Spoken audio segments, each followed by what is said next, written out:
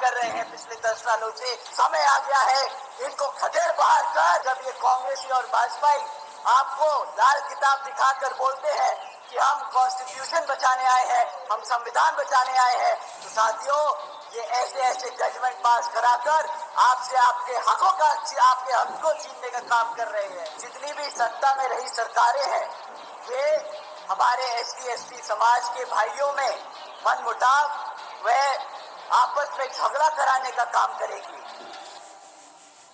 साथियों आप लोगों ने शायद सुप्रीम कोर्ट का एक अभी जजमेंट आया है एससी एसटी रिजर्वेशन के ऊपर, शायद आप लोगों ने उस चीज पे ध्यान ना दिया हो, परंतु बहन जी ने प्रेस कॉन्फ्रेंस कर इस पे अपने विचार आप लोगों के बीच में रखे। मैं उनके बात को आप लोगों के बीच में समक्ष में रखना चाहूंगा।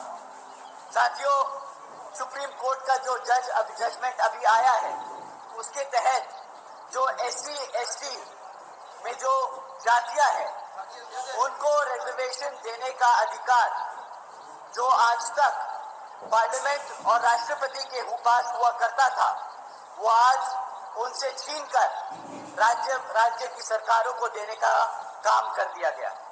साथियों इससे हमारे सभी एससी एसटी भाइयों का जो नुकसान है वो आप लोगों के बीच में मैं रखता हूँ। साथियों जब ये जजमेंट दिया जा रहा था तब माननीय सुप्रीम कोर्ट ने सभी राज्य की सरकारों से अपने वकीलों को कहा था कि भाई आप लोग अपने वकील हमारे सामने लाए और अपना प्रस्ताव रखें, अपनी मुद्दे रखने, अपनी बात रखें कि इस जजमेंट पे हम अपना डिसीजन ले। उससे पहले आप अपनी बात बताएं कि आपका क्या कहना है। साथियों कांग्रेस के वकील वहां मौजूद थे, भाजपा के वकील मौजूद थे और उस जजमेंट से पहले किसी भी एक पार्टी के वकील ने उस जजमेंट पे हमारे एससी एसटी भाइयों का हित में एक भी शब्द नहीं बोला। साथियों आखिर में माननीय सुप्रीम कोर्ट ने जजमेंट पास किया कि जो आरक्षण की सुविधा है एससी एसटी भाइयों को, जिन जातियों को सुविधा है वो अब सुविधा राज्य सरकार, वो जातियां राज्य सरकार तय करेगी। साथियों अब इससे क्या होगा, जो राज्य में सरकार सत्ता में है वो अपने मन मुताबिक एससी में जो जातियां हैं उनको रिजर्वेशन देगी और अगर चाहेगी तो आपसे उन जातियों से रिजर्वेशन छीनने का काम करेगी। साथियों इससे ये जितनी भी सत्ता में रही सरकारें हैं ये हमारे एससी एसटी समाज के भाइयों में मनमुटाव व आपस में झगड़ा कराने का काम करेगी। ये जिनको चाहे उनको रिजर्वेशन की फैसिलिटी देंगी और जिनको चाहे उनसे रिजर्वेशन छीनने का काम करेगी।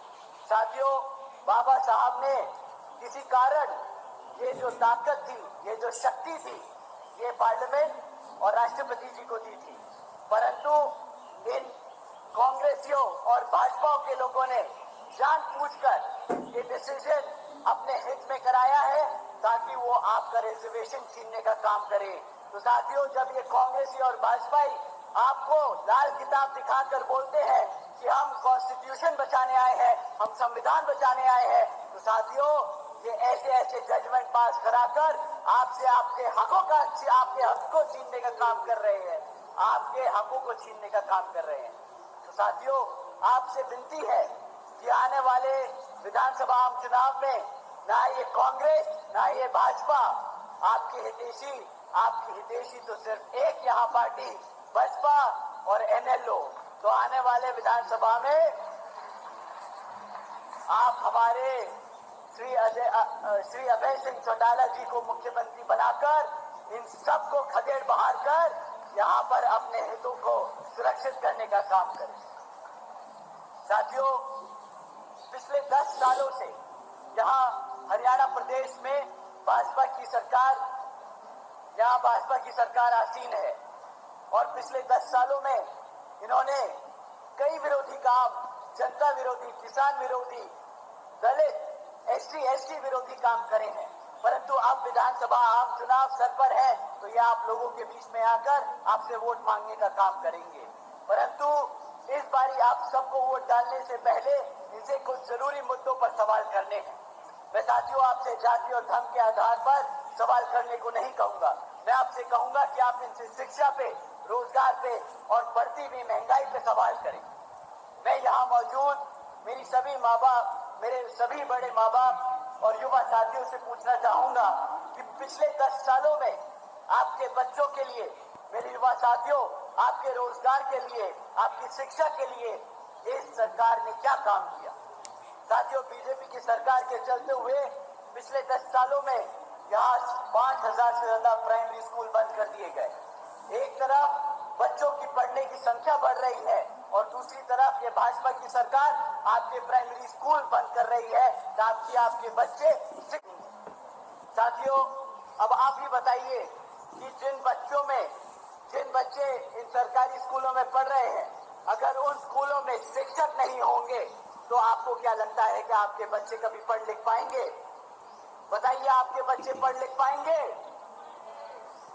जब बच्चे आपके पढ़ेंगे लिखेंगे नहीं तो क्या करेंगे? इन लोगों की गुलामी ही करनी पड़ेगी।